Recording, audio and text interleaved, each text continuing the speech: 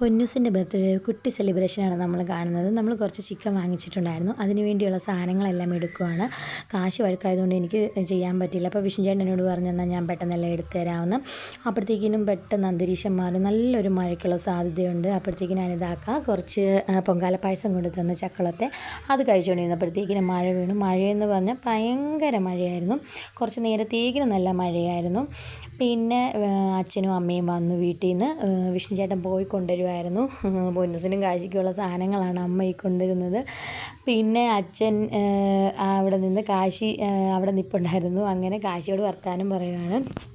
പിന്നെ വിജയേട്ടൻ കേക്കൊക്കെ കൊണ്ടുവന്നു. ഇതാണ് പൊന്നൂസിൻ്റെ കേക്ക്. ഇതായിരുന്നു പൊന്നൂസിന് ഭയങ്കര ഒരു ഇതാണ് കേക്ക് മുറിക്കുക എന്നുള്ളത്. ഇത് കഴിഞ്ഞപ്പോൾ തൊട്ട് നാളെ തൊട്ട് ചോദിക്കും എൻ്റെ ബർത്ത്ഡേ ഇനി എൻ്റെ ബർത്ത്ഡേ എന്നാണ്. പിന്നെ നമ്മൾ പെട്ടെന്ന് കേക്കൊക്കെ മുറിക്കാൻ റെഡിയായി.